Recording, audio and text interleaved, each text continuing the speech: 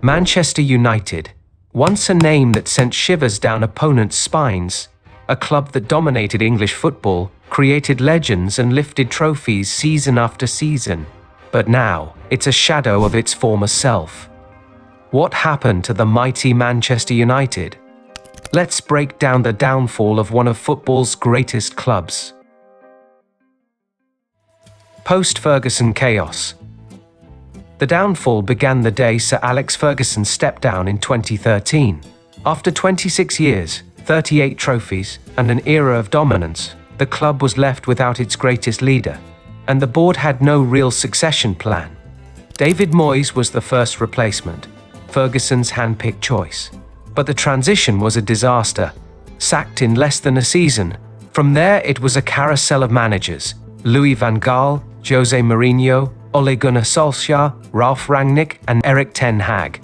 No consistency, no long-term vision. Each manager brought a different style, signed different types of players, and the result?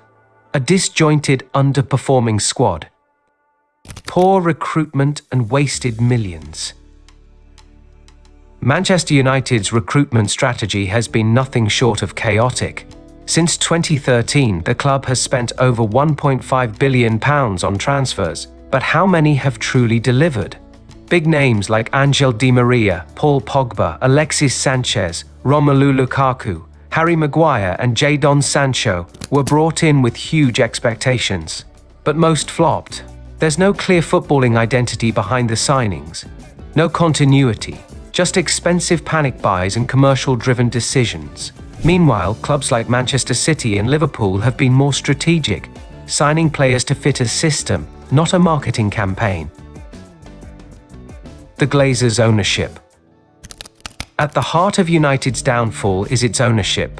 The Glazers took over in 2005 through a leveraged buyout, meaning they bought the club using its own money and burdened it with debt. While United continued to make commercial profits, very little of it went back into the infrastructure or the sporting project. Old Trafford, once the theatre of dreams, is now crumbling compared to modern stadiums. The training facilities are outdated, and the decision-making at the top is driven more by business interests than football success. Fans have protested for years, demanding the Glazers leave, but so far, nothing has changed. Dressing room culture and lack of leadership. Another major issue? The culture inside the dressing room. Too many egos, not enough leaders. Gone are the days of Roy Keane, Rio Ferdinand, or Nemanja Vidic, players who demanded excellence. Today's squad seems divided, lacking hunger, and often unwilling to fight for the badge. Managers have struggled to control the dressing room, with reports of fallouts, lack of discipline, and poor attitudes.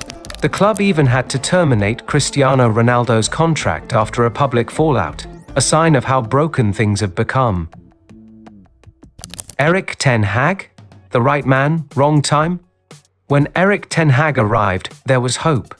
He brought a structured, disciplined style from Ajax and made some bold decisions, like benching big names and demanding a high work rate, but even he has struggled.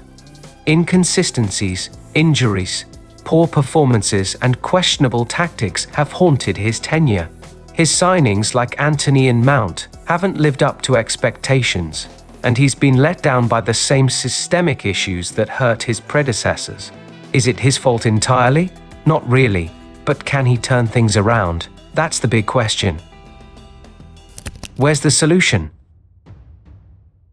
So, how does Manchester United fix this? There are glimmers of hope. The arrival of Sir Jim Ratcliffe and Ineos with a minority stake could bring change in football operations. A new sporting director, improved scouting, and better decision-making could rebuild the foundation. But the truth is, it will take time. United fans must accept this isn't a quick fix. It's not just about buying a striker or sacking a manager. The entire structure needs an overhaul, from top to bottom. Manchester United is still a global giant, with unmatched history and a massive fan base. But history doesn't win you games today.